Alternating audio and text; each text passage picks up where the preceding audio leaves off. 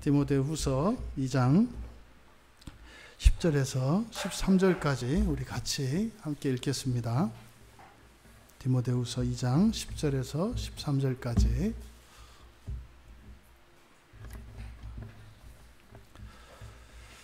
같이 읽겠습니다. 그러므로 내가 택함 받은 자들을 위하여 모든 것을 참음은 그들도 그리스도 예수 안에 있는 구원을 영원한 영광과 함께 받게 하려 함이라. 미쁘다 이 말이여, 우리가 주와 함께 죽었으면 또한 함께 살 것이요 참으면 또한 함께 왕 노릇 할 것이요 우리가 주를 부인하면 주도 우리를 부인하실 것이라. 우리는 미쁨이 없을지라도 주는 항상 미쁘시니 자기를 부인하실 수 없으시리라. 아멘. 이제 구원이라는 것이 그저 우리에게 이렇게 쉽게 이해될 수 있는 게 아니다. 이것은 도저히 이해될 수 없는 것이다. 그리고 너무나 복잡하고 총체적이고 신비해서 우리가 사실은 헤아릴 수 없는 것이다. 그래서 그것을 우리에게 이제 주님께서 주신 것인데, 그것을 이해하고 알아들을 수 있도록 이제 성경에서는 계속 제시하고 있는 겁니다. 그래서 구원과 함께 받는 것이 있다. 그래서 구원을 받았다라고 하는 것은 구원과 함께 받은 무엇이 있는 것이고, 또 신앙생활을 하며 기독교인으로서 무엇인가를 누리는데 구원과 상관이 없는 그것은 없다는 겁니다. 근데 지금 첫 번째로 우리가 살펴보고 있는 것이 영원한 영광, 곧 이것은 하나님의 영광인데 이 세상에는 없는 최고의 큰 가치, 이게 있다는 거죠. 그러면 이렇게 이 영원한 영광이라는 것은 곧 하나님의 영광인데, 이 영광은 우리에게 가장 좋은 것이다, 가장 큰 가치다, 이렇게 이해를 하고, 하나님의 영광이라고 하는 것은 이 세상에 없는, 이 세상에서는 도저히 생각할 수도 없는 지극히 높은 어떤 큰 가치, 그러니까 이거는 이제 뜬구름 잡는 얘기 같은 거예요. 그러니까 하여튼 뭐 지극히 큰 가치가 있다. 그것을 지금 이제 영원한 영광, 이 영원하다라고 하는 것은 시작도 끝도 없고 중단되지도 않는 것. 그래서 우리가 흔히 이야기하는 이 구원 안에 있는 사람들은 오늘 우리가 구원과 함께 누리는 무엇을 오늘 누리게 되면 과거 미래가 다 바뀐다고요. 왜요? 영원한 것이기 때문에 시작과 끝이 없다고요. 그러니까 여기저기가 없어요. 어느 한 군데 변하면 전체가 다 바뀐다 이 말이에요. 이게 구원이 가지고 있는 놀라운 속성입니다. 그런데 지금 그마저도 이게 알 수 없는 구원을 설명하기 위해서 그것과 함께 받는 영원한 영광에 대해서 설명을 했는데, 영원하다는 말, 영광이라는 말도 사실은 우리가 이해할 수 없는 말이다. 그래서 좀 더 이제 그 말을 좀 더 구체적으로 이해할 수 있도록, 실감할 수 있도록 이제 11절에서부터 또 설명을 하는 겁니다. 그래서 미쁘다 이 말이요. 여기서 미쁘다라고 하는 것은 피스티스, 믿음이라는 뜻이에요. 믿는 이런 뜻이에요. 믿는. 그래서 뭐 피스토스, 홀, 로고스 이렇게 되거든요. 그러니까 그 말씀은 믿을만하다, 뭐 이런 겁니다. 그래서 이것을 미쁘다라고 번역한 거예요. 옛날에는 제가 옛날에 신학을 하기 전에 그 집사 때 이 단어를 기억을 해요. 미쁘신 게 뭐예요? 미쁘신 게, 이 미쁘시다는 게 뭐예요? 그랬더니 그때 어떤 분이 그렇게 설명을 해줬어요. 집사님, 미쁘다는 것은 믿음과 기쁨을 합쳐서 미쁘다고 합니다. 이게 또 말이 되더라고요. 미쁘다 그러니까 믿고 기쁘는 것은, 미쁘다라고 하는 것은 그러니까 믿음보다 한 수 위구나. 왜? 믿는 것과 기쁨이 함께 있으니까. 그거는 이제 틀린 설명이었고, 그냥 믿는다, 믿는, 충실한, 뭐 이런 뜻입니다.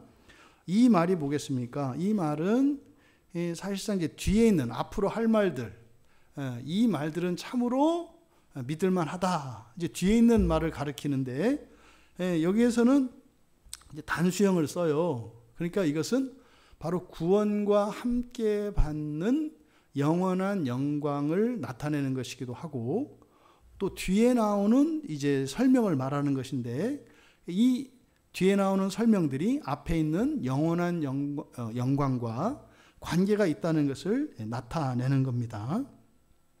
그렇다면 여러분, 어쨌든 이게 정확히 뭔지는 모르겠지만 오전에 영원한 영광에 대해서 이렇게 설명을 했잖아요. 하나님의 영광에 대해서 얘기를 하고 최고로 좋은 게 있다.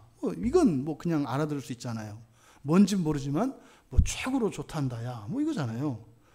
그러면 오전에 여러분들이 그 설교를 들으시고, 야, 이제부터는 내가 그 영원한 영광을 위해서 살아야 되겠구나, 뭐 이런 마음이 드시던가요? 잘 안 들어요.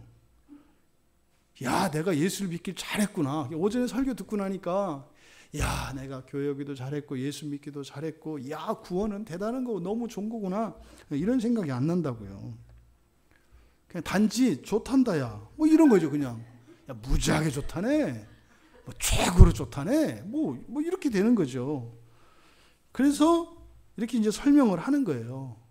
그러면 그 영원한 영광이라는 것, 이제 그것이 이제 누리는 이제 효과들이거든요, 사실은. 그 효과, 그 영원한 영광의 효과, 영원한 영광으로 말미암아서 얻는 유익들을 지금 뒤에서 설명을 하는 거예요. 먼저 11절에서는 뭐라고 했습니까? 우리가 주와 함께 죽었으면 또한 함께 살 것이요. 여기서 죽는다는 게 뭘까? 여기서 이제 죽는다라고 하는 말은 쉰이라고 하는, 함께라고 하는 쉰과 아포뜨네스코라고 하는 말을 써요. 그럼 이제 아포뜨네스코라고 하는 말은 죽는 건 죽는 것에 뭘 말하냐면 부패하게 된 걸 말해요. 그러니까 완전함에서 떨어져 나오기 시작한 것을, 떨어져 나오는 것을 죽는다, 여기서 말하는 죽는다는 뜻이 그거예요. 그러니까 완전함을 잃어버린 거예요. 그러니까 순결을 잃어버린 거예요. 그래서 어딘가에 이렇게 곰팡이가 피기 시작하고 어디 한쪽이 이제 썩기 시작한 거예요. 이거를 지금 여기서 그런 개념을 가진 단어를 여기서 쓰고 있어요. 그러니까 주님과 함께 죽었다. 그러면 죽는다는 것은 뭔가를 잃어버리는 것이고 점점 잃어버리는 거라고 했어요. 근데 사실은 우리는 이미 죽었죠. 아담이 죄를 지을 때 이미 죽었잖아요. 이미 멸절됐잖아요. 근데 여기서 주님과 함께 죽는다 그랬어요. 주님과 함께 죽는다 그랬으니까, 그러면 주님이 죽으셨다고 하는 그 의미는 뭐예요? 주님이 가지신 좋은 것들을 버리신 것을 의미하는 거죠. 주님이 죽으신 거는. 그러면 우리도 마찬가지로 함께 죽으면, 우리가 함께 죽었으면, 그러니까 뭐예요? 우리도 우리가 좋게 여기는 것, 귀하게 여기는 것을 버리는 거죠. 그러니까 예수님이 하늘 보좌를 버리고 이 땅에 오신 것을 여기서 죽었다고 얘기한다고요. 그러니까 그리스도가 하늘 영광을 버리시고 이 땅에 오셨다, 이 얘기를 죽었다고 표현하는 거예요. 그러면서 우리도 함께 죽으면이에요. 그럼 뭐냐? 예수님만 뭘 버리는 게 아니라 우리도 뭘 버리잖아요. 안 그래요? 지금 이 시간에 여러분 여기 지금 앉아있는 게 최고로 좋을 수도 있지만 아닐 수도 있잖아요. 이 시간 이 자리에 앉아있는 것보다 더 좋은 무엇이 있을 수 있잖아요. 그런데 여러분들이 이렇게 앉아있으면 지금 뭐 죽은 거라고요, 여러분들이. 그냥 죽은 게 아니라 어떻게? 예수님과 함께 죽은 거죠. 아까 우리 전도사님 그랬잖아요. 해야 해서 하는 게 있다. 뭐 하기 좋아서 하는 게 아니라 해야 해서 하는 게 있다. 이게 뭐예요?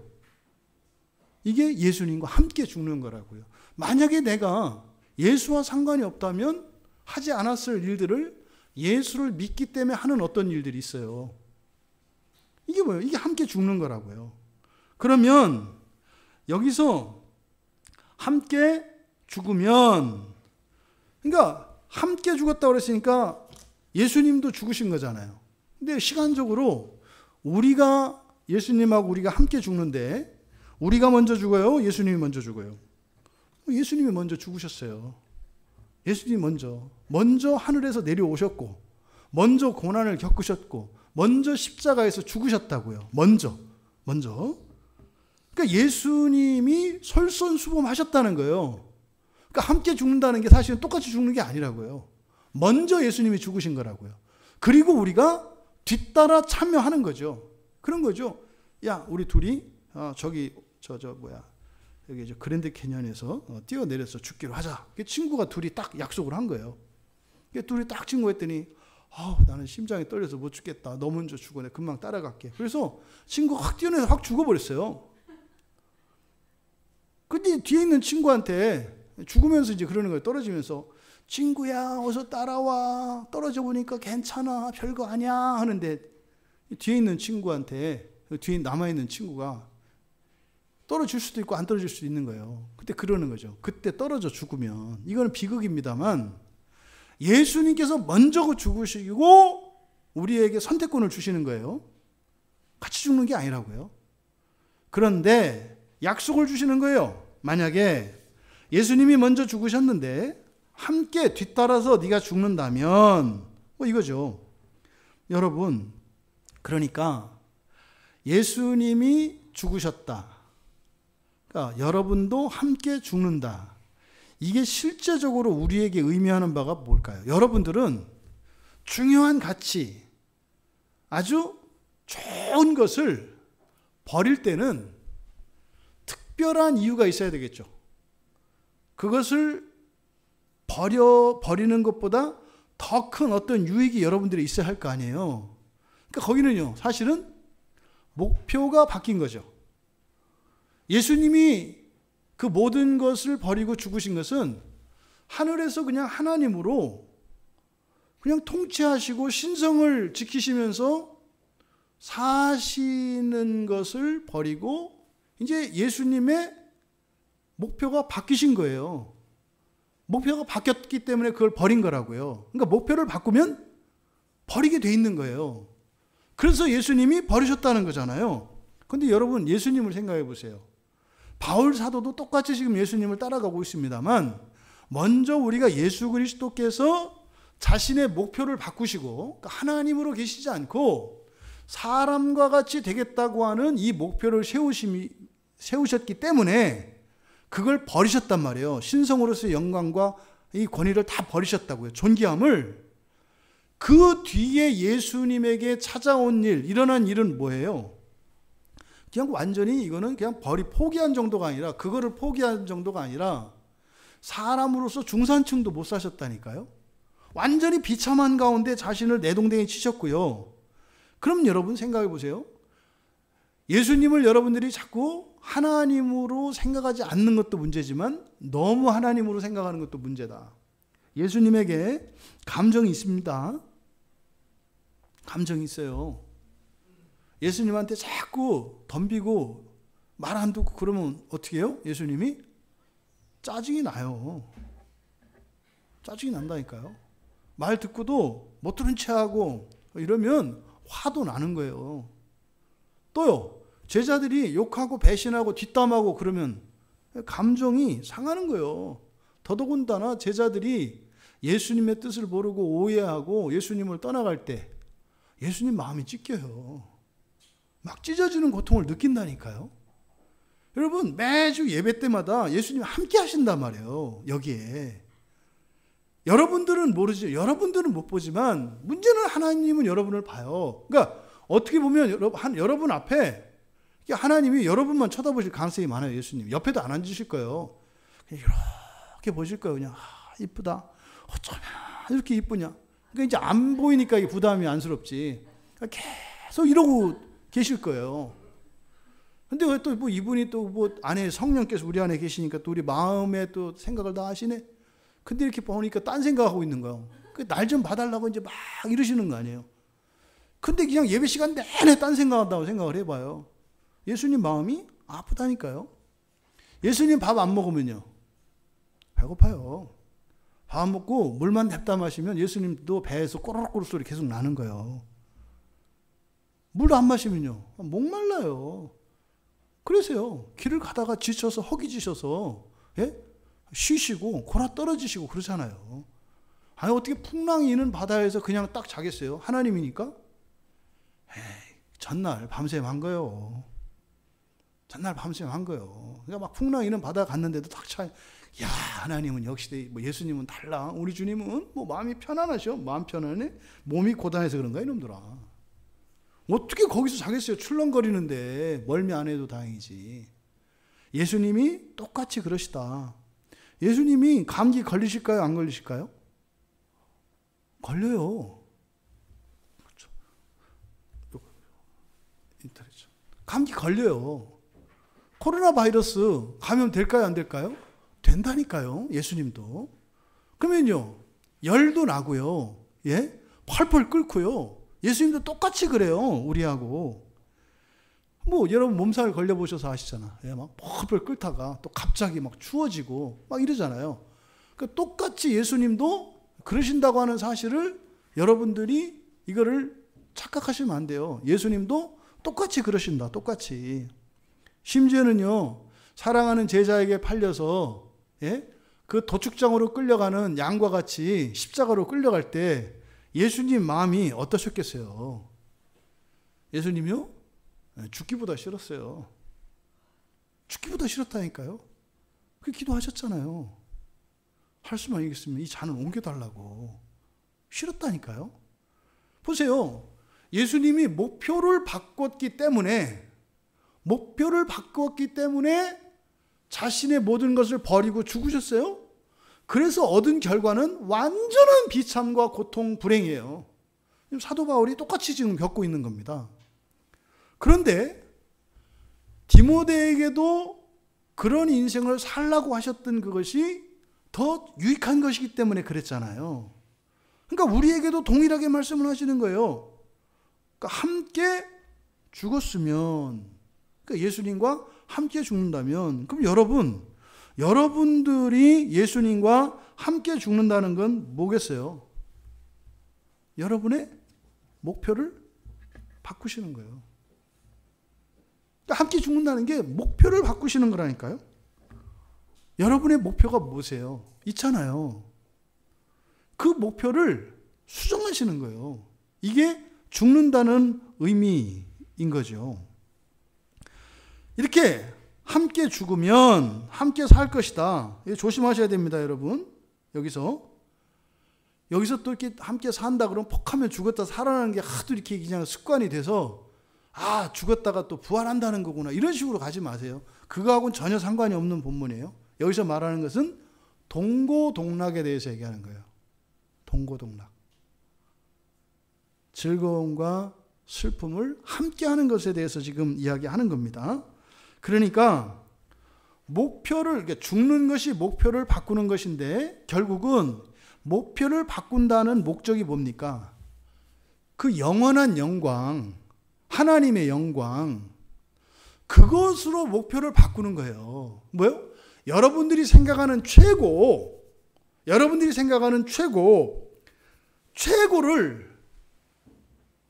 더 높은 최고로 바꾸라는 거예요. 이게 죽는 거예요. 이게 다른 게 죽는 게 아니라. 그런데 이렇게 했을 때 예수님에게 돌아온 것은 그냥 고난과 모욕과 수치 그 자체였단 말이에요. 근데 여러분, 우리가 만약에 목표 수정을 했을 때 우리에게 일어나는 일은 뭐예요?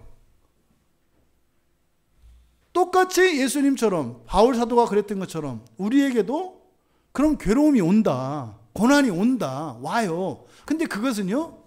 비교할 수 없는 거예요. 예수 그리스도께서 바울 사도가 겪었던 그것에 비하면 이거는 겪을 수가 없는 거예요. 우리가 겪는 고난은 어떻다? 우리가 겪어야 하는 고난의 최소한의 고난이다. 근데 우리가 누리는 복, 영광은 우리가 누릴 수 있는 최대의 것을 누린다. 하나님은, 예수님은요. 예수님이 겪으셔야 할 최소한이 아니라 최대한의 고난을 겪으세요. 그리고 예수님이 누리시는 것은 예수님이 누리셔야 할 최소한의 것만 누리세요. 정반대예요. 그러면 이 목표 수정을 했을 때 결과적으로 그러면 예수님이 그렇게 목표를 수정해서 추구했던 게 뭐냐? 뭐라는 거예요? 여기서 뭐라고 그랬어요? 함께 죽으면 어떻게 한다? 함께 살 것이요. 이거 기가 막힌 얘기예요. 예수님이 사람이 되셔서 마침내 죽으셨거든요. 완전히요. 근데 그 목표가 결국은 뭐였다는 거예요? 함께 사는 거예요. 이때 함께 산다 할 때는 부활을 얘기하는 게 아니라 있어요. 한 집에 같이 사는 걸 말한다고요. 동거하는 걸 말한다니까요. 그러니까요. 예수님이 하늘 보좌를 버리고 사람이 되기로 작정을 하셨는데 그 궁극적인 목표는 뭐였다는 거예요? 여러분과 함께 사는 거였대요. 예수님이 오셔서 여러분 집에 같이 사시겠다고 하면 이게 예수님의 목표였대요. 이게 이해가 되세요, 여러분? 아니, 여러분하고 살려고 하나님의 영광을 다 버리고 그 어마어마한 수치와 멸시를 받는다는 게 이해가 돼요? 안 되죠. 이해가 안 되죠. 어떻게 나하고 사는 게, 살기 위해서 나하고 사는 게 어떻게 예수님에게 목표가 되고 또 나하고 살기 위해서 그 말도 안 되는 그 어마어마한 희생을 감당하시냐니까요. 여러분, 여러분이 똑똑해요? 예수님이 똑똑해요? 예수님이 똑똑해요. 그러니까 그럴 때 어떻게 돼요? 말도 안 돼! 넌센스야! 이럴 게 아니라 여기서 바꿔야 되는 거죠. 함께 사는 게 엄청난 거구나. 이게 진리예요. 왜요? 예수님은 함께 살기 위해서 그 어마어마한 걸 희생하셨다니까요. 그러니까요. 여러분, 같이 우리가 이렇게 지내는 게요, 어마어마한 거라니까요. 집에서 가족이 함께 사는 거요, 어마어마한 가치라니까요. 우린 별거 아닌 것 같지만 예수님이 그게 하늘 보좌를 버리고 오실 정도로 가치가 있는 거라고 얘기를 하신 거라니까요. 우리는 몰라요, 그게. 이것을 우리가 알아내야 합니다. 예수님이 하나님 영광과 존귀를 다 버리시고 비천한 죄인의 모습으로 그 모양으로 이 땅에 오신 것이 우리와 함께 살기 위해서라고요? 여기다 느낌표 찍어야 돼요. 물음표 찍어야 돼요. 도대체 모르겠어요. 물음표 찍으면 진짜요? 뭐 이런 거고, 느낌표를 찍으면 뭐 이런 거죠. 느낌표를 찍을 수 있는 여러분들 되시기 바랍니다. 여러분, 그러니까 이해할 수 없는 우리들에게 함께 사는 것의 큰 가치를 우리에게 가르쳐주고 계신 거예요. 예수님이 마태복음 19장 29절에서 그렇게 말씀하세요. 내 이름을 위하여 집이나 형제나 자매나 부모나 자식이나 전토를 벌인 자마다. 이게 뭐예요? 이게 함께 죽는 거죠. 이거요. 소중한 가치, 큰 것들을 버리는 거. 이게 지금 여기서 말하는 함께 죽다라는 말이라고요. 그런 자마다, 그러니까 함께 죽는 거죠. 그랬을 때 뭐라 그러냐면 여러 배를 받고 그래요. 이상하네요. 버렸는데 여러 배를 받는데요. 또 그거로 끝나는 게 아니에요. 또 영생을 상속하리라. 영생을 상속하리라. 여러분, 상속을 받고 또 상속을 할 수 있어요. 영생을. 놀랍잖아요. 그러니까요, 우리들에게 함께 죽으라고 말씀을 하셨을 때 이거는 무리한 요구가 아니죠. 우리 편에서는. 왜요? 우리는 버리면 여러 배로 버려요. 사실 어떻게 돼요? 못 죽어서 아니죠, 우리는. 왜요? 한 번 버릴 때마다 몇 배씩 받는데요? 예? 아니, 삼천갑자 동방사기가 한 번 굴를 때마다 수명이 100년씩 늘어나요. 그럼 어떻게 돼요? 막 굴르는 거죠. 죽을 때 되면 가서 어떻게 해요? 한 번 딱 산에 가서 굴르고 나면 100년 사니까. 그리고 또 뭐 한 90년, 99년 살다가 또 가서 한 번 굴르면 또 100년 살아요. 그래서 삼천갑자를 살았다는 거 아닙니까? 삼천갑자 동방사기라고 그러잖아요. 삼천갑자면 3천 곱하기 60을 말하는 거예요. 여러분, 버리면 여러 배를 받는데요. 여러분이 소중하다고 여기는 거를 버리면, 근데 중요한 것은 뭐예요? 주님과 함께예요. 주님과 함께. 투자하려고 하는 게 아니라 주님과 함께. 그랬을 때 여러 배를 주시겠다고 했기 때문에 버리라고 해도 그것은 우리에게 무리한 요구가 아니라고요. 더 큰 보상을 약속을 했으니까. 게다가요, 그것보다도 더 큰 영생을 덤으로 받잖아요. 그럼요, 이거보다 더 남는 게 없어요. 계산상으로는 그렇죠? 여러분들이 10,000원을 쓰면, 예? 몇만 원을 주시겠다고 했다니까요. 그러니까 10,000원을 써야 돼요? 쓰지 말아야 돼요? 써야 된다고요. 그러니까 이성적으로 지금 얘기하는 거예요. 게다가 그거로 끝나는 게 아니라 영원한 생명을 주신대요. 그러니까 사실은 예수님의 초점은 영원한 생명, 영생에 있어요. 왜요? 예수님하고 같이 살려면 영원한 생명이 있어야 돼요. 아니, 1000년 살다가 우리 죽어봐요. 예수님만 가슴 아프지. 얼마나 보고 싶을 거예요. 그러니까요, 영원히 함께 살 수 있는 영원한 생명을 우리에게 주시는 거죠. 그러니까 예수님과 함께 살려면 예수님과 함께 살 수 있는 존재가 되어야 한다고요. 그러니까 예수님하고 함께 산다는 게 그렇게 어마어마한 가치가 있는 것이라고 하는 예수님의 말씀이 우리에게 와 닿아요. 왜요? 그럼 우리가 예수님처럼 되겠네. 하나님처럼 되겠네. 그러니까 예수님이 이 땅에 오셔서 우리와 함께 사시겠다고 했을 때 거기에는 사는데 필요한 모든 것들을 우리에게 공급해 주시고 우리의 본성을, 완전히 본질을 변화시키시겠다고 하는 계획이 다 있겠죠. 그러니까 이것보다 더 큰 일은 없는 거다, 이 말이에요. 이것을 뭐라고 한다? 하나님과, 그러니까 예수님과 함께 살 수 있도록 우리를 완전히 총체적으로 싹 바꿔주시는 거. 이게 구원인 거예요. 그러니까 구원이라는 게 이렇게 영원한 영광과 관련해서 결국 하나님과 함께 사는 것으로 쭉 연결되니까 잘은 모르겠지만 어쨌든 그러면 영원한 영광이라는 게 결국은 함께 살기 위해서는 하나님하고 같아져야 되니까 우리를 똑같이 만들어 주시는 거, 이게 구원인 거구나. 이제 알아듣겠는 거예요. 그러니까 여러분들을 그렇게 완전히 바꾸신다는 거죠.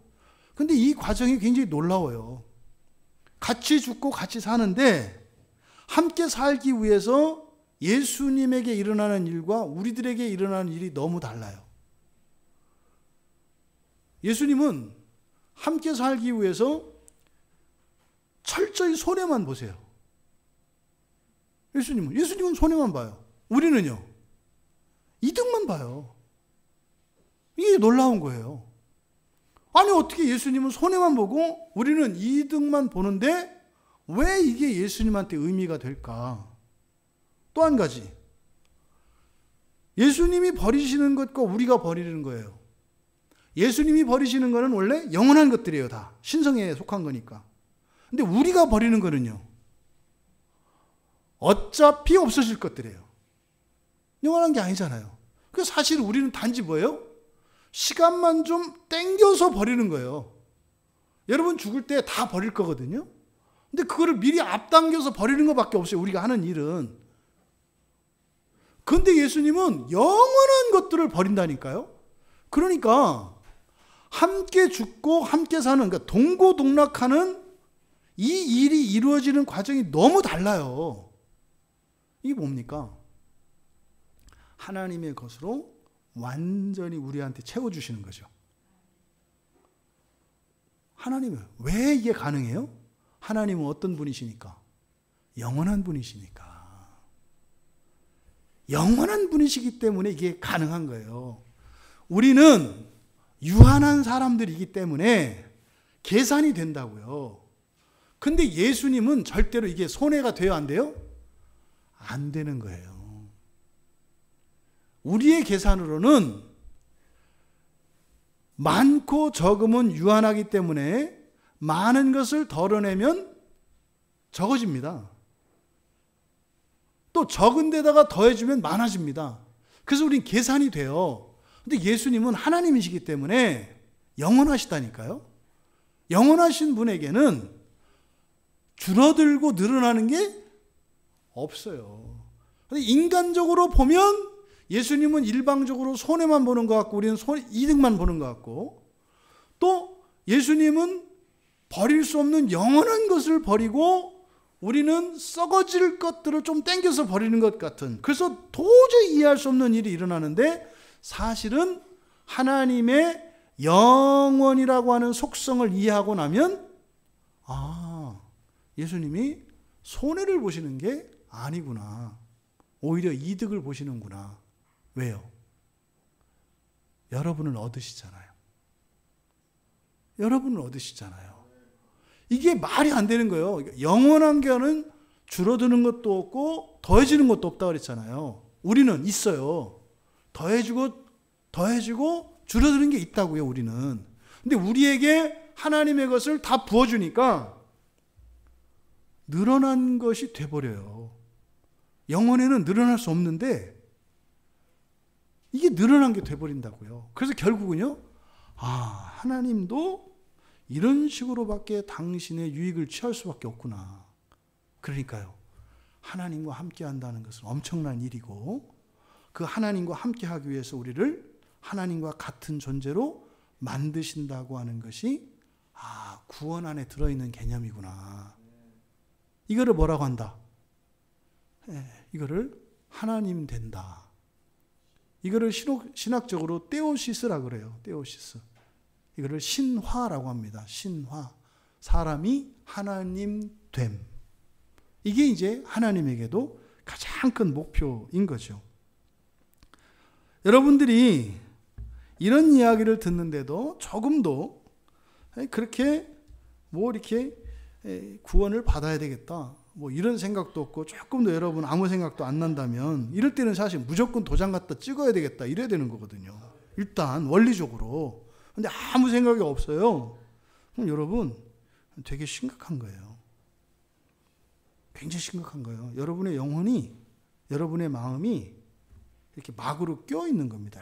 이렇게 껴 있는 겁니다. 베드로후서 3장 9절에 보면, 그런데도 주님이 참으신다 그래요. 주께서는 너희를 대하사 오래 참으사 아무도 멸망하지 아니하고 다 회개하기에 이르기를 원하시느니라. 계속 참고 기다려 주시는 거예요. 왜요?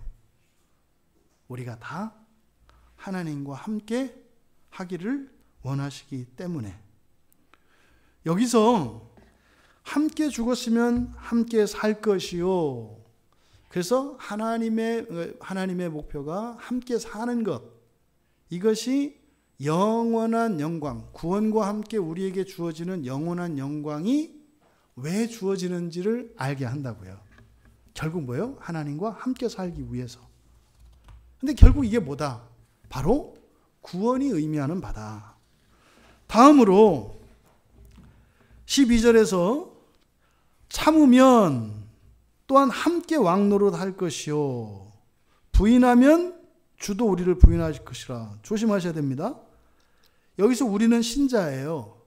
신자가 주를 부인할 수 있어요, 없어요? 근데 여기 있다고 한 거예요. 여기에는 접속사 A라고 하는 접속사를 쓰는데 일어날 수도 있는 거예요. 가능성이 없는 게 아니에요. 일어날 수도 있어요. 그럼 먼저 참으면 함께 왕노릇 할 것이요. 함께 사는 게 첫 번째 목표였어요. 그러니까 구원이 함께 살 수 있도록 우리의 전 존재를 완전히 바꾸는 거인 거죠.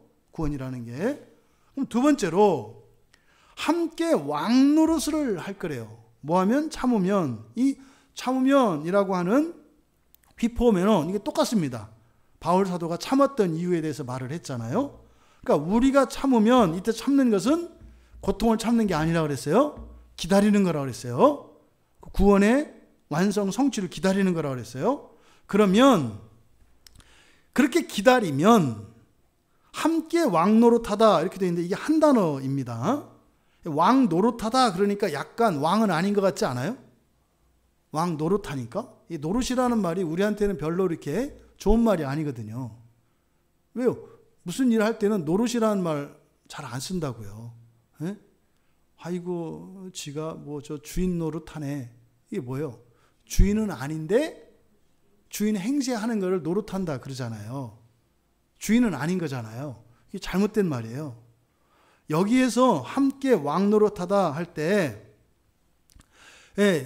그냥 쉼, 그냥 함께 동반자예요. 동업자, 동역자 이런 뜻이에요. 쉼, 바실리오, 그러니까 통치하는 거예요. 그러니까 여기서는요, 그냥 예수님이 시켜주는 게 아니라 뭐냐면 공동 통치자를 말하는 거예요. 공동 통치자.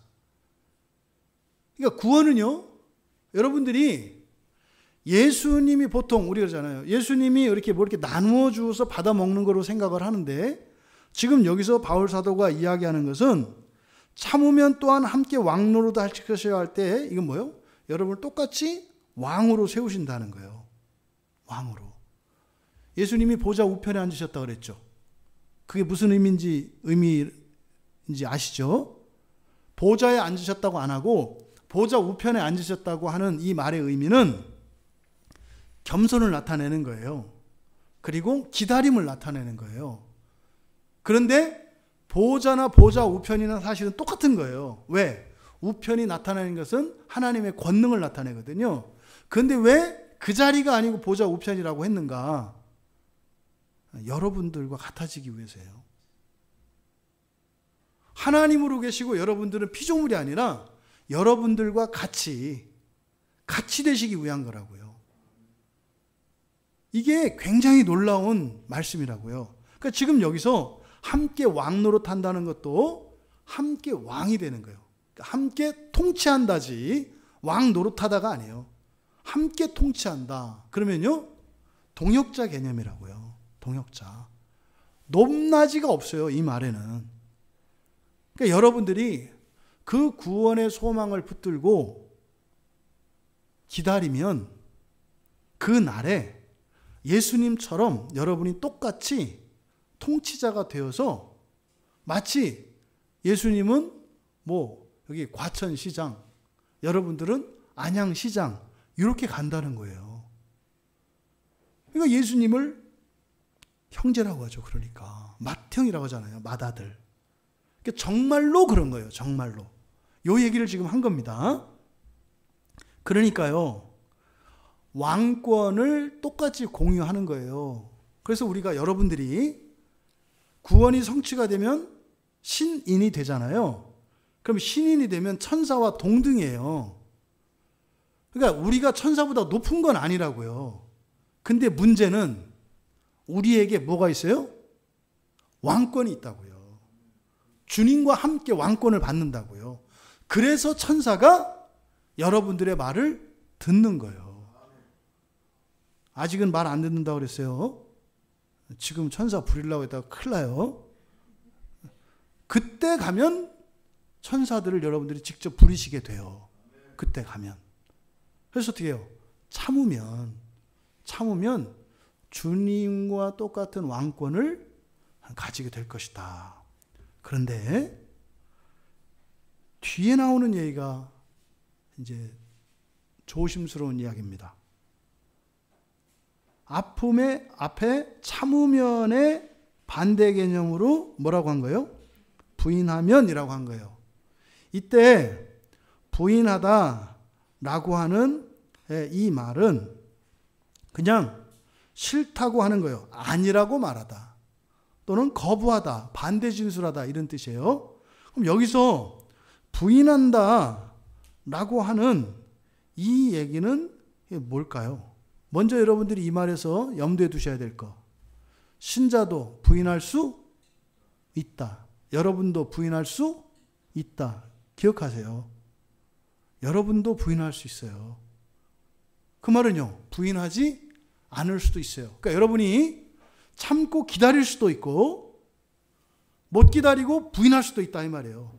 그걸 이미 성경에서 우리가 많이 봤잖아요. 사도들 다 부인했고요. 많은 신앙의 선배들 다 그랬잖아요. 구약의 백성들 다 그랬잖아요. 기다리지 못했잖아요. 그때까지. 다 중간에 다 낙오하잖아요. 이걸 부인한다고 한다고요. 여러분, 참고 견뎠을 때 오는 영광은 어마어마합니다. 근데 부인하면 예수님이 어떻게 하신다고요? 부인한대요. 이거를 여러분, 예수님이나 우리나 똑같네 이렇게 생각하시면 안 돼요. 예수님은 오직 한 길만 가시죠. 한 길만 가시잖아요. 근데 여러분이 부인한다는 것은 그 예수님의 약속을 믿지 않는 거예요. 예수님을 부인하는 게 아니에요. 우리는 예수님을 부인할 수가 없어요. 그렇게 부인이 되지 않아요. 절대로 우리는 예수님에서 떨어지지 않습니다. 근데 여기서 부인한다는 것은 예수님을 부인하는 게 아니라 예수님의 약속이에요. 구체적으로 무슨 약속? 왕권에 대한 약속이에요. 하나님 나라에 대한 약속이에요. 근데 그것을 아니요 라고 하면 예수님은 그냥 있는 거예요. 그냥 그대로 있는 거예요. 근데 우리가 부인하면 벗어나죠. 그럼 결국에는 예수님과 우리의 뜻이 같아요? 틀려요? 다르게 되는 거예요. 그러니까 예수님이 적극적으로 부인하는 게 아니라 우리가 부인해서 예수님을 떠나면 예수님과 우리는 떨어지게 되잖아요. 그런데 여기서 여러분, 예수님이 우리를 부인하신다는 의미는 뭘까요? 그럼 그 나라에 들어가지 않는 거라고, 못 들어가는 거라고요. 여기에 이제 기독교의 구원에 대한 심각한 오해가 있는 거예요. 거기 안 들어가면 이거를 덮어버렸어요. 만약에 여러분이 예수님을 부인한다면, 예수님의 약속을 부인한다면, 여러분들이 부활을 믿지도 않고 예수님의 재림을 믿지도 않고 하나님 나라에 지상에 그 나라가 세워진다는 것도 믿지도 않고 그날에 예수님과 함께 왕권을 받는다는 것도 거절한다면 할 수 없다는 거예요. 거절할 수 있다는 거예요. 그러면 성경은요, 우리에게 두려운 경고를 한다고요. 어떻게 해요? 지옥불에 던져질 거예요. 지옥불에 던져질 거예요. 그 예수님이 뭐라 그래요? 두 눈을 가지고 지옥불에 가는 것보다 차라리 한 눈을 빼고 한 눈을 빼어버리고 천국에 가는 게 낫다 그러잖아요. 두 다리를 가지고 지옥불에 가느니 한쪽 팔을, 한쪽 다리를 찍어내고 천국에 가는 게 낫다고 하잖아요. 그런 일이 일어날 수 있는 거예요. 이걸 만만히 보시면 안 돼요. 그러니까요, 정신 바짝 차려야 한다니까요. 어떻게 된다? 약속을 잃어버리고 은혜가 떨어지면 그렇게 되는 거예요. 작정하고 그렇게 되는 사람은 없어요. 그렇게 되는 거예요. 그런데 이렇게 12절에서 우리에게 선택권을 주시는 거죠, 사실은. 너희들이 참으면, 너희들이 부인하면 결정은 누가 해요? 주님이 해요? 여러분들이 해요? 여러분들이 해요. 결정권이 여러분들에게 있다는 사실을 기억하셔야 돼요. 결정은 여러분이 하시는 거예요. 이 한 주일을 여러분 사실 때 이 결정을 하면서 사실 거예요. 그 약속을 믿고 기다리며 살든지 아니면 내비쳐 둬라. 그냥 나는 내가 좋다고 생각하는 대로 살겠다.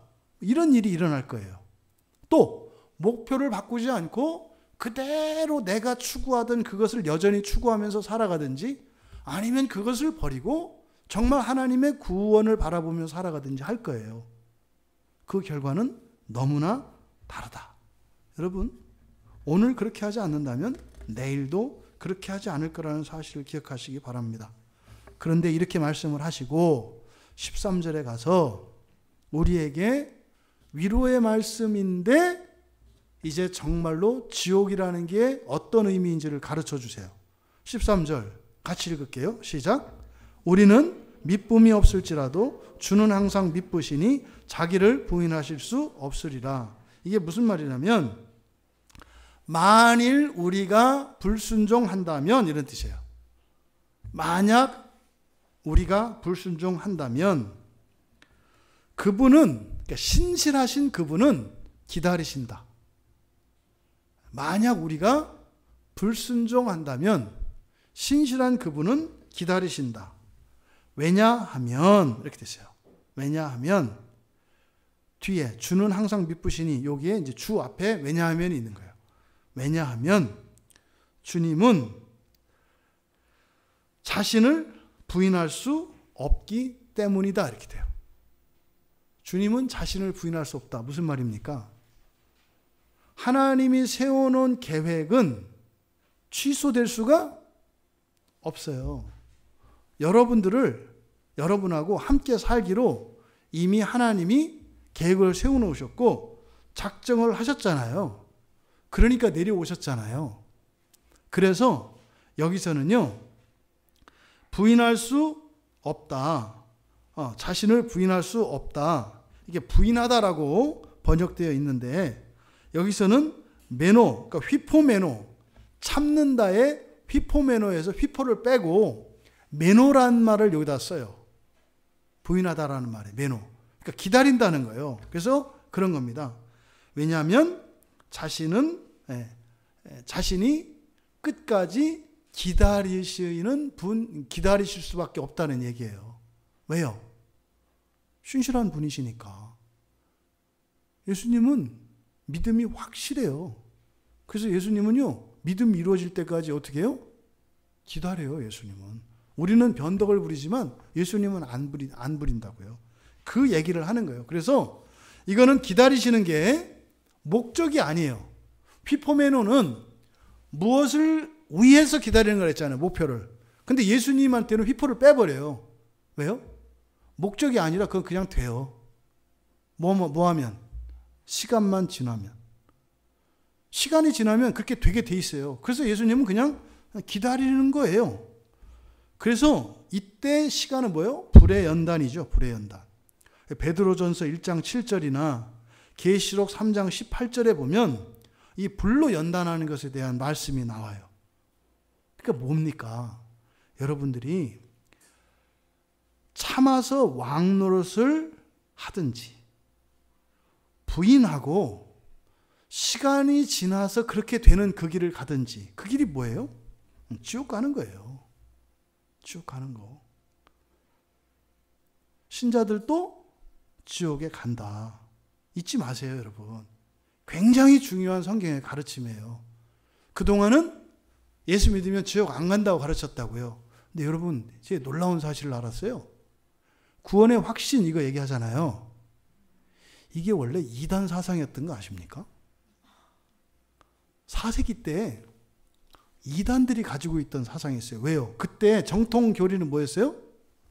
신자들도 주를 부인하면 주님이 부인하시기 때문에 연단의 기간을 거쳐야 돼요. 불의 연단을. 그게 뭐라 그랬어요? 지옥이라 그랬어요. 그러니까 그때 이단들이 생겼어요. 뭐라고요? 지옥 안 간다고. 뭐 하면? 확신을 가지면. 그러니까 정통 기독교에서 신자들은 지옥 갈 수 있다라고 가르쳤다고요. 교부 시대에. 이거에 대해서 이단들이 교부들이 가르치고 나가면 뒤따라와서 지옥 절대로 안 가. 당신이 구원의 확신만 있으면 절대로 지옥 안 가. 이게 이단들이 있었어요. 그러니까 구원의 확신이라는 말이 종교개혁자들이 만들어낸 게 아니에요. 누구예요? 기독교 이단들이 만들어냈던 얘기를 교회에서 가져다 쓴 거라고요. 성경에서 구원의 확신 이런 건 없어요. 왜? 구원 자체가 들어와 있는 구원이 있고 이루어가야 되는 구원이 있다 했잖아요. 사는 동안에는 확신하고 그러는 게 아니에요. 우리는 단지 뭐예요? 하나님의 그 뜻이 이루어질 걸 믿는 거지. 근데 그 뜻 안에는요, 불의 연단이 있다니까요. 근데 이 불의 연단이 없다고 하는 4세기 때 이단들의 가르침이 오늘날은 정통 교리가 돼버렸어요. 이게 말도 안 되는 얘기인데 실제 이렇게 돼버렸다고요. 그렇잖아요. 종교개혁자들이 그렇게 얘기 안 했다니까요. 여러분 구원의 확신만 있으면 지옥 안 간다. 이렇게 안 가르쳤다니까요. 후대에 와서 후대의 사람들이 만들어낸 얘기예요. 근거도 없어요. 누가 했는지도 몰라요. 근데 언제부턴가 구원의 확신, 구원의 확신, 구원의 확신. 이단들이 하는 짓을 정통교회에서 이제는 또 그 구원의 확신을 얘기를 안 하면 잘못된 것으로. 마귀가 완전히 성공한 케이스가 구원의 확신이라는 말이에요. 구원은 확실하죠. 구원은 확실해요. 근데 여러분들이 지금 구원의 확신을 가지고 있으면 돼요? 안 돼요? 안 되는 거예요. 말도 안 되는 거죠. 왜요? 우리에게는 가야 할 길이 남아있다고요. 싸워야 할 싸움이 남아있다고요. 승리할 수도 있고 질 수도 있어요. 뭐라 그랬어요? 여러분들이 참을 수도 있고 부인할 수도 있다니까요. 여러분들은 그래서 어떻게 해야 돼요? 확신을 가질 게 아니라 이기겠다, 참겠다, 그 길을 가겠다, 결단하고 나가야 되는 거지. 여러분 마음속에서 확신하려고 하는 것은 매우 잘못된 것이다. 정리합니다.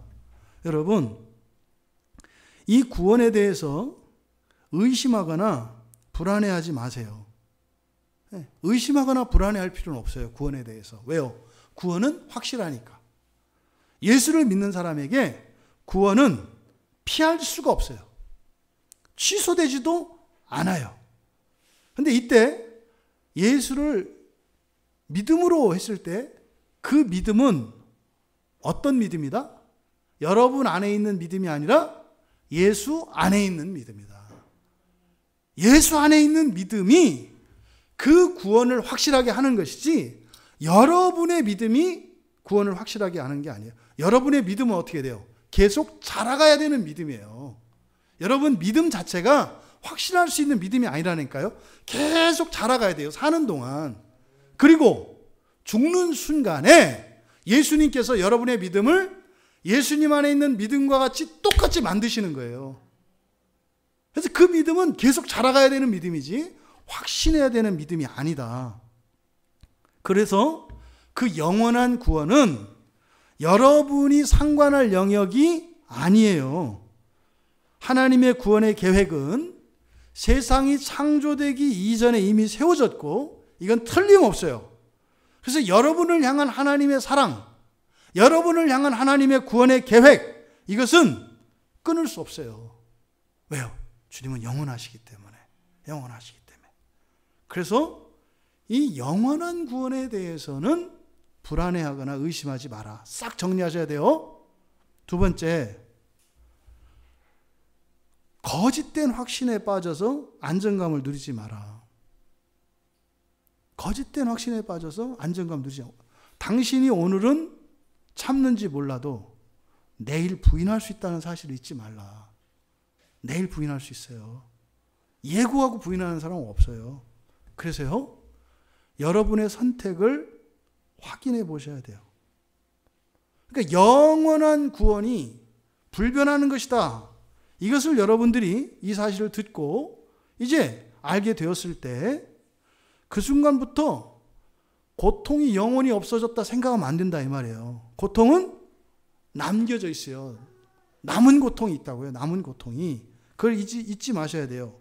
여러분, 요한복음 1장 12절 영접하는 자, 곧 그 이름을 믿는 자들에게는 뭐라 그래요?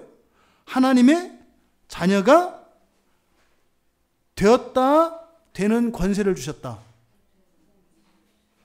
하나님 자녀가 되는이요. 그러니까 되는이라는 것은 부정사거든요. 그러니까 될 수 있는이에요.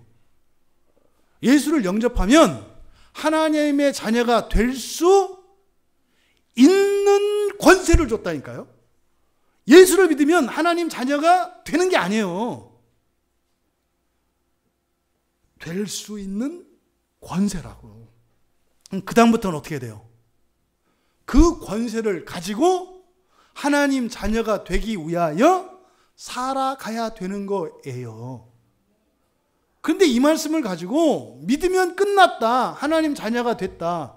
예. 관계와 신분은 됐죠.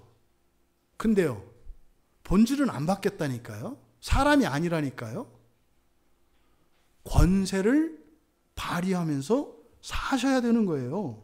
그러니까 영원한 구원 확실해요. 확실한 그 영원한 구원에 이르기 전에 반드시 하나님 자녀가 되는 과정이 있어요. 두 가지라는 거예요. 여기서는 뭐라고요? 참든지 부인하든지 두 가지 길이 있다는 거예요. 부인해도 하나님이 주님께서 하나님의 자녀로 만드세요. 근데 그게 어떻게 만들어져요? 연단을 통해서 만들어진다고요. 여러분, 이거는요, 인간 사회나 자연 세계에서도 어렵지 않게 유추할 수 있어요. 여러분, 호랑이와 함께 살려면 뭐가 돼야 돼요? 호랑이가 돼야 되는 거예요. 곰하고 살려면 뭐가 돼야 돼요? 곰이 돼야 돼요. 똑같지 않아요? 동물들도 유유상종하는데요. 사람들도 당연히 맞지 않아요? 사람들도 마찬가지예요. 심지어는요, 식물도 마찬가지예요. 식물도. 소나무는 소나무끼리 군락을 이루어서 살아요. 꽃도 풀도 같이 산다니까요. 그럼 여러분, 하나님 나라에 살려면 사람이 살겠어요? 하나님이 살겠어요? 하나님이 살아요. 그럼 여러분이 갈 수 있어요? 거기에? 못 가요. 그럼 여러분이 뭐가 돼야 돼요? 하나님 돼야죠. 아니, 이 세상에서도 유유상종하는데 어떻게 하나님 나라에서 섞여서 살 수 있을 거란 깜찍한 생각을 해요. 반드시 하나님 자녀가 존재론적으로 돼야 합니다. 그래서 여러분, 야고보의 말씀이 우리에게 정확한 길을 제시해줘요. 야고보서 4장 8절에서 10절을 보면 이렇게 돼 있어요. 하나님을 가까이 하라. 그리하면 너희를 가까이 하시리라. 이제 느낌이 오시죠? 하나님과 함께 살고 싶으면 하나님께 자꾸 가까이 가라는 거예요. 그럼 어떻게 해요? 하나님이 이렇게 만들어 주신대요. 죄인들아, 손을 깨끗이 하라. 두 마음을 품은 자들아, 마음을 성결하게 하라. 슬퍼하며 애통하며 울지어다. 여러분, 하나님을 가까이 하시고 여러분의 마음을 정하세요. 세상에도 살고 하나님 나라도 살 수 있는 길은 없나요? 이런 생각 버리라고요. 아니, 지금은 여기서 살다가 나중에 죽어서 하나님 나라 가면 안 되나요? 그래야죠. 어차피 우리는 이 세상에 살아요. 근데 여러분 마음은 어떻게 해라? 마음은 정해야 한다고요. 마음은. 근데 하나님 나라의 마음을 정하고 살면 불편해요. 이 땅에서. 그러면 어떻게 돼요? 은혜를 구하게 되고 그 은혜 때문에 우리의 본성의 변화가 일어나는 거죠. 그리고 슬퍼하며 애통하며 울어라 그래요. 이 세상은 여러분들이 기쁘고 즐겁고 희락락하는 세상이 아니에요. 이 세상은 원래 뭐 하는 세상이요? 이렇게 슬퍼하고 애통하며 우는 세상이에요. 원래. 그런데 우리에게 기쁨을 주시는 거죠. 이게 뭐예요? 은혜고 감사예요. 원래는 슬프고 애통하고 우는 거예요. 원래는. 그런데 불쌍하니까 예수님이 병을 고쳐주신 것처럼 우리 인생의 문제들을 해결해 주시는 거예요. 기도해서 응답되는 게 아니라고요. 불쌍해서 들어주시는 거죠. 여러분, 그리고 10절에서 그렇게 얘기해요. 주 앞에서 낮추라. 그리하면 주께서 너희를 높이시리라. 우리는 이걸 살펴봤죠. 예수님이 한없이 낮아지니까 원래 있던 자리로 올리신다는 거죠. 여러분들이 사람입니까? 하나님의 자녀입니까? 하나님의 자녀예요. 그런데 한없이 낮아져. 그럼 하나님이 어떻게 해요? 여러분이 낮아지니까 하나님이 당황하신다고. 여러분이 낮아질 사람들이 아닌데 자꾸 낮아지니까 하나님이 당황해. 그러니까 어떻게 해요? 할 수 없이 와서 손을 대니까 여러분의 본질이 변하는 거예요. 그래서 난 낮아지려고 했는데 하나님이 높이시면서 우리의 본성을 완전히 하나님 자녀로 만드시는 거죠. 세 번째로 지옥에 대해서 여러분 구분하십시오. 영원한 지옥, 즉 심판의 지옥과 연단을 위한 지옥을 구분하셔야 돼요. 영원한 지옥, 이 심판의 지옥은 불신자들이 가는 곳이에요. 예수를 인정하지 않고 받아들이지 않는 사람들은 영원한 지옥에 갑니다. 그런데 일단 예수를 영접한 사람들은 영원한 지옥, 심판의 지옥에 가지는 않아요. 하지만 우리의 본성과 본질, 우리의 존재를 완전히 하나님 자녀답게 만들기 위해서는 참고 기다려야 되거든요. 그걸 안 하면, 그러면 불의 연단이 기다린다고 하는 사실을 여러분 잊지 마시기 바랍니다. 그러니까 지옥은요, 불신자들에게는 심판의 장소로 두려운 곳이에요. 근데요, 신자들에게는 지옥이라는 데가 뭐예요? 마지막 소망이에요. 지옥이 없으면 큰일 나요. 그래서 어떻게 가르쳐요? 신자들이 지옥에 안 간다고 가르치니까 만약에 천국에 못 가면 전부 다 뭐라 그래요? 영원히 버림받았다고 가르치잖아요. 그러니까요, 지옥의 복음을 없애버렸어요. 구약에서 하나님의 진노가 나쁜 건가요? 진노도 복음이라니까요. 왜요? 진노는 뭐라 그랬어요? 죄인들을 고치시는 하나님의 은혜의 행동이라니까요. 지옥이 마지막 복음이 뭐예요? 지옥이에요. 마지막 복음이. 이걸 없애버리니까 뭐라 그래요? 천국에 못 간 사람들은, 천국은 뭐예요? 아주 소수의 사람만 간다니까요. 많이 안 간다니까요. 그러면 거기에 가지 못한 정예원들이 아닌 크리스찬들은 전부 다 구원받지 못했다 이렇게 간다고요. 왜요? 지옥의 복음을 없앴기 때문에. 이게 오해될 수 있는 말이에요. 그래서 지옥을 심판으로 가는 지옥과 연단을 위해서 가는 지옥을 구분해야 된다고 얘기를 한 거예요.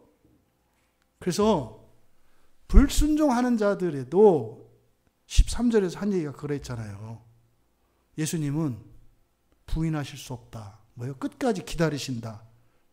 그러니까요, 기다리면 되는 장소가 있어요. 어디예요? 연단의 지옥이에요. 연단의 지옥에 딱 넣으면 몇 시간 익혀야 될지 딱 나와요. 여기는 580년입니다. 딱 나와. 580년 지나면 딱 돼서 나와. 언제 그랬냐는 듯이 부활해서 이렇게 나와. 딱 했는데 5분입니다. 여러분, 전자레인지 5분 들어가도 무지막지한데, 그러니까 이게 지옥의 복음이에요. 이걸 잊지 마세요. 그래서 이 긴장감을 여러분들이 놓고 살면 안 됩니다. 말했죠? 사도 때부터 교부들 때까지 계속됐던 가르침이라고. 근데 이게요, 서방교회 전통 안에서는 약화됐어요. 근데 동방교회 전통에서는 이 가르침을 계속 가지고 있었어요. 근데 서방교회에서도 이게 내려왔죠. 이게 캐톨릭이 가지고 있는 뭐예요? 죽은 자를 위한 연보, 조상들을 위한 구원, 이게 있었잖아요. 그러니까 왜곡됐다고요. 그러니까 캐톨릭 교회 아주 없어진 게 아니에요. 이 사상이 있었다고요. 연옥이라고 하는 말도 안 되는 걸 만들어내서, 그 뭐예요? 원래 지옥 복음을 인정하지 않으니까. 근데 성경에는 있으니까 딴 걸 만들어낸 거예요. 연옥이라고. 지옥이 있는데 왜 연옥을 만들어내요? 그러다 보니까 어떻게 돼요? 성인 군자나 착하게 사는 사람, 이상한 사람들을 올린다고요.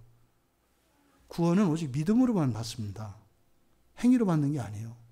단지 행위, 이것은 본성의 결과로서 나오는 행위인데, 이것은 뭐예요? 낙원과 지옥을 결정하는 거지 구원을 결정하는 것은 아니라고요. 구원은 오직 믿음으로만 받습니다. 하지만 연단의 지옥은 여러분들이 그 구원의 소망을 잊어버리지 않고 붙들고 참고 사느냐, 아니면 부인하느냐에 따라서 달라진다는 사실입니다. 여러분, 예수님은 이렇게, 예수를 믿는 사람들은 더 이상 지옥이 없다라고 가르친 사람들, 이런 자들을 향해서 마태복음 23장 한번 찾아보세요. 이건 여러분들이 직접.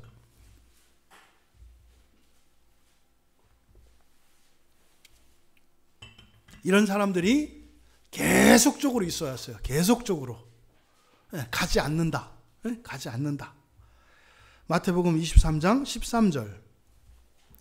뭐라고 그랬어요? 13절에서는 천국문을 닫아놓고 길을 가로막는데요. 그리고 방해한대요. 15절에서는 뭐라고 되어 있어요? 사람을 찾아가서 제자를 삼는데 그 제자로 삼아가지고 어디로 데려간다고요? 지옥으로 인도한대요. 이게 예수님 때부터, 구약에서부터 예수님 때 오늘날에 이르기까지 이런 사람들이 계속 있다고요. 예수님의 가르침을 이어받은 사람들이 사도들이에요. 교회는 사도들의 터전 위에 세워진 겁니다. 사도들의 뒤를 이어받은 사람들이 속사도라 그래요. 또 교부들이에요. 이들이 가지고 있었던 그 가르침은 예수님의 가르침을 그대로 전한 것입니다. 여러분, 신자들에게 지옥이 없다고 가르치는 자들은 다 거짓 교사입니다. 마태복음 23장 13절과 15절에서 하신 예수님의 이 말씀에 적용되는 사람들이에요. 근데 두려운 것은요, 대다수라는 거예요. 오늘날 대다수라는 거예요. 저도 안 갔으면 좋겠어요. 근데 가느냐 안 가느냐는 우리의 바람이 아니라 하나님의 말씀이어야 하잖아요. 수없이 경고한다니까요. 사실 이게 여건만 되면 우리나라 목사님들을 조사하면 나오거든요. 목사님들이 평생 동안 설교한 설교 본문을 다 정해보면은 강해 설교를 하신 분들을 제외하고 평생 동안 건드리지 않는 본문들이 있어요. 설교하지 않는 본문들. 그게 뭐겠어요? 사람이 하나님 자녀 되는 거, 신 되는 거. 이거 설교 안 합니다, 절대로. 그리고요, 신자들에게 있는 이 연단, 불의 연단에 대한 거 얘기 안 합니다. 절대 안 건드려요. 우리 교회 안에 이 말씀이 주어진 것은 우리 모두에게 복입니다. 정말로 복입니다. 왜요? 우리도 까딱하면 거기에 갈 위험에 놓여 있었어요. 근데요, 여러분들이 이걸 들었다 해서 안 가는 건 아니에요. 선택은 여러분이 하시는 거예요. 그 나라의 약속을 믿고 기다리며 여러분의 인생의 목표를 그 나라를 향해서 살든지, 아니면 그것과 상관없이 지금까지 살아왔던 것처럼 여러분 마음대로 살든지, 둘 중에 하나예요.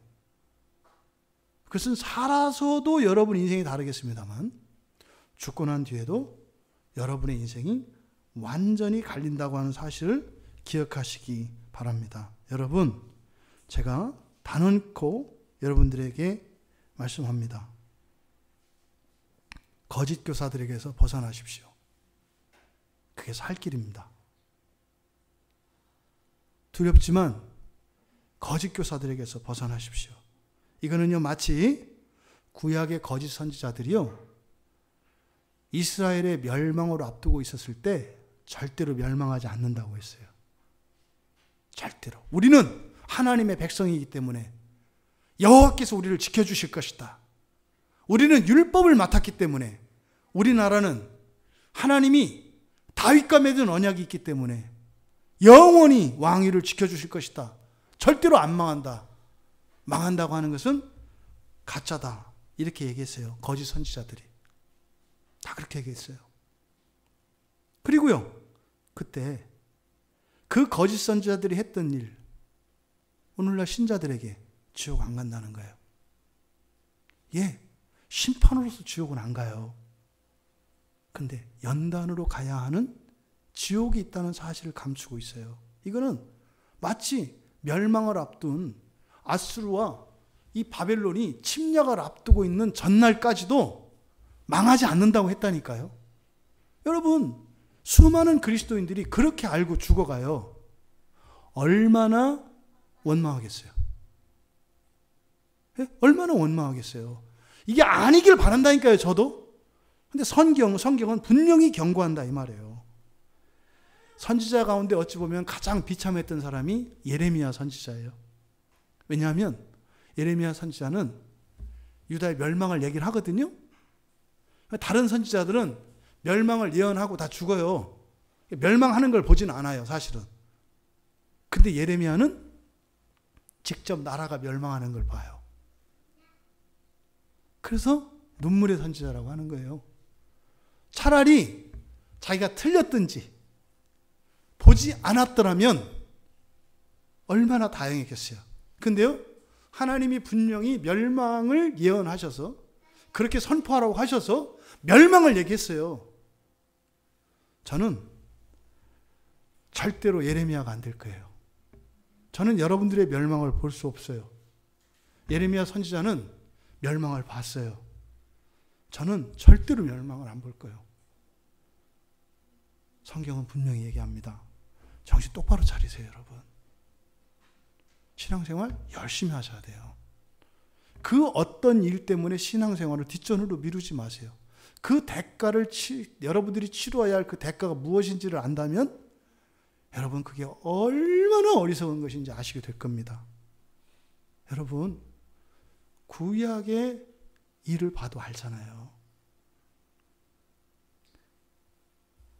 저는 여러분들이 이 말씀을 하나님의 말씀으로 받고 이 시간 이후로 멸망의 길에서 벗어나 거룩하고 완전한 그 주님의 나라로 부르시는 온전한 구원을 향해서 살아갈 수 있게 되기를 바랍니다. 그러면요, 여러분, 구원은 어디서 시작한다고요? 여러분의 현재의 자리에서 시작한다 그랬잖아요. 결론은요, 열심히 사셔야 돼요. 여러분의 인생을 설렁설렁 사시면 안 된다고요. 열심히 사셔야 한다고요. 근데 열심히 사시는 목표가 뭐예요? 하나님 나라예요. 하나님 나라. 소극적으로는 불의 연단을 받지 않는 거예요. 적극적으로는 하나님 나라 가는 거예요. 그래서요, 교회 다닌다고 설렁설렁 대충대충 이렇게 살고 믿음? 웃기는 소리 하지 마세요. 웃기는 소리 하지 마세요. 그래서 참된 기독교의 구원을 아는 사람들은요, 인생의 가치를 더욱 알게 됩니다. 그래서 자신의 현재의 모든 것의 가치가 훨씬 커져요. 가족 너무나 소중한 게 되고요. 일자리, 학교, 친구, 이웃, 교회 이게 어마어마한 것이라는 것을 알게 돼요. 그리고요, 대충대충 설렁설렁 그렇게 안 해요. 꼼꼼하게 잘 챙겨서 감사하면서 아끼면서 소중히 여기면서 살게 해요. 그런 그리스도인들에게 누가 손가락질을 하겠어요? 여러분, 이 구원에 대한 오해 여러분들은 바로 잡으시고 그 온전한 구원을 위하여 예수님이 참으셨고 바울이 참았던 것처럼 또 예수님이 죽고 바울이 죽었던 것처럼 여러분도 죽고 그래서 그 약속된 그 영원한 영광을 누리시는 여러분 모두 되시기를 주님의 이름으로 축원합니다.